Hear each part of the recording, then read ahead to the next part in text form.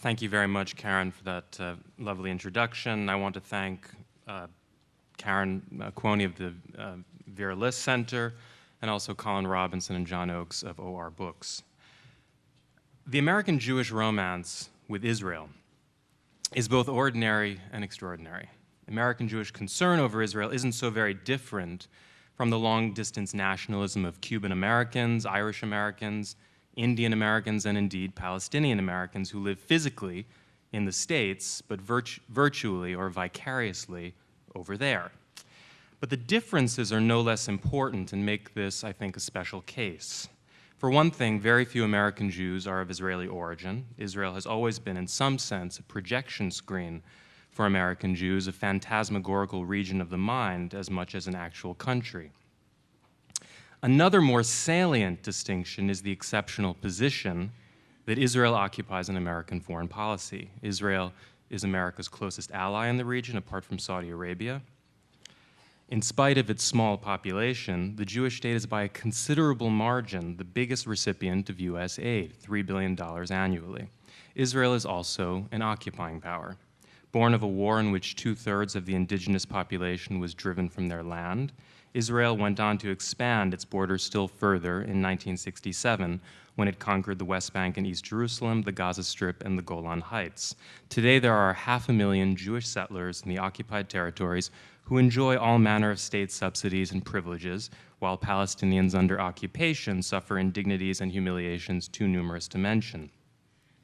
The situation is not that much better for Palestinian citizens in Israel, who are increasingly treated as a fifth column, despite their loyalty to a state that has shown them little affection over the years. Israel's occupation is the longest in modern history, and the Israeli government appears to be in no hurry to end it, particularly if it can change the topic to Iran's nuclear program or the threat of Islamism. Unconditional support for Israel is not the only reason the United States is viewed with suspicion and hostility in much of the Arab and Muslim world, but it is certainly one of the reasons, and a very big one. So the American-Jewish relationship with Israel is of considerable geopolitical significance, and one does not have to buy into specious and indeed anti-Semitic notions of Jewish power to see that American Jews have played an important role in establishing the parameters of discussion of what can and cannot be said on this subject, and arguably in shaping America's policy in the region. The best known example of such influence is the so-called Israel lobby, which has been an unconditional supporter of the settlement enterprise and of Israel's many wars. And now that lobby is very hard at work, stirring up panic about the Iranian nuclear program.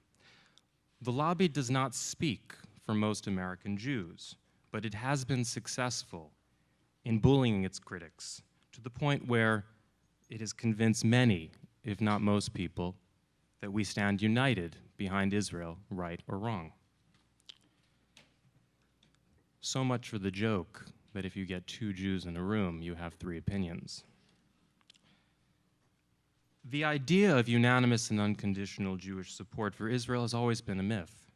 As Norman Finkelstein, one of our panelists, points out in his new book, Knowing Too Much, the American Jewish romance with Israel was fostered by the 1967 war, when Israel became a key US ally, and by the emergence of Holocaust memory. It is a product, in other words, of politics and history, not of something primordial and static. And some of the most eloquent critics of Israeli policy, and indeed of Zionism itself, have been Jews, such as Henry Siegman, Tony Judd, our distinguished guests, not to mention Hannah Arendt and I.F. Stone. This is by no means an accident. The fit between Israel and American Jews, with their strong traditions of liberalism and universalist ethics, was never a natural one. Jewish liberal supporters of Israel had to look past or deny its unappetizing human rights record. But that has become much harder and harder to do. Norman Finkelstein argues in his new book that American Jews simply know too much now, and that in the battle for American Jewish hearts and minds, liberalism is winning out over Zionism. Norman has been making this argument for for some time, but it is now being echoed in a different key by establishment figures like Peter Beinart, Roger Cohen, and hold your groans, Thomas Friedman. Is this the end of the romance? I'm not sure. Support for Israel has long been one of the three walls of what the French Jewish writer Jean Daniel has called the Jewish prison, the others being Holocaust memory and the idea of being the chosen people. But there's no doubt that we are seeing an important and very encouraging explosion of debate among Jews around the question of Israel, which is, of course, also the question of Palestine. For there is, for all intents and purposes, only one real state from the Jordan River to the Mediterranean. The work of activist groups like Jewish Voice for Peace and of websites like Mondo Weiss and Open Zion have been very effective in demonstrating that Jews do not speak with one voice on the Middle East. And what I think is particularly exciting is that a growing number of young Jewish Americans on college campuses are joining forces with Palestinians and Arab Americans. They understand that the fate of Israel, Palestine, can't just be a conversation among Jews. I don't want to strike too optimistic a note. We may be seeing not so much the end of the romance as a growing diversification of American Jewish opinion. But after years of enforced conformity, it is a very welcome development, and it may yet create the conditions for new alliances and for a more concerted campaign against the occupation.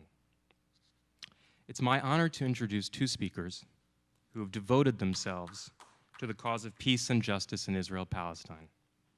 Speaking out on this issue has never been easy, and has more often than not been a thankless task.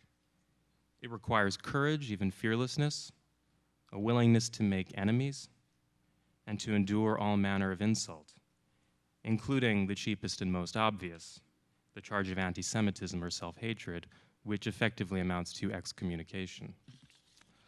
Norman Finkelstein, the son of parents who survived the Warsaw Ghetto, is a political scientist and the author of numerous books, including Image and Reality of the Israel-Palestine Conflict, and his recently published Knowing Too Much, which has provided us with the topic of today's discussion. He first came to prominence in the 1980s with his devastating critique of Joan Peters' widely praised From Time Immemorial. Through a highly selective use of Ottoman demographic records, Peters had claimed that Palestine's Arab majority was not indigenous but had been attracted to Palestine by opportunities created by Jewish settlers. Thanks to Norman's forensic critique, that book is now understood to be a work of historicide, as credible as Holocaust revisionism. At a time when dissent on Israel was rare and harshly punished, Norman was willing to say what others did not dare to, and he has paid a heavy price, but he has continued to speak his mind and made it easier for others to do so.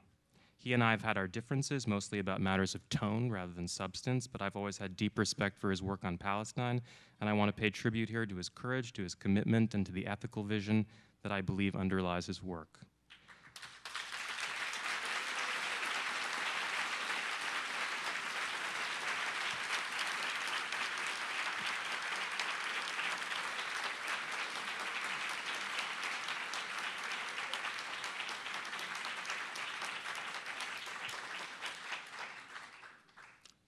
Anna Baltzer, our other distinguished guest, is the national organizer with the U.S. campaign to end the Israeli occupation and the co-founder of the St. Louis Palestine Solidarity Committee and St. Louis Jewish Voice for Peace. The granddaughter of Holocaust survivors, Anna first came into an awareness of the Palestinian question on a backpacking trip to the Middle East in 2003 when she met Palestinian refugees from the 1948 war. Justice in Palestine is now her life's cause. She is the author of Witness in Palestine, a Jewish American woman in the occupied territories. She has made numerous television appearances, including an electrifying one, which I'm sure many of you saw, on The Daily Show with Dr. Mustafa Barghouti.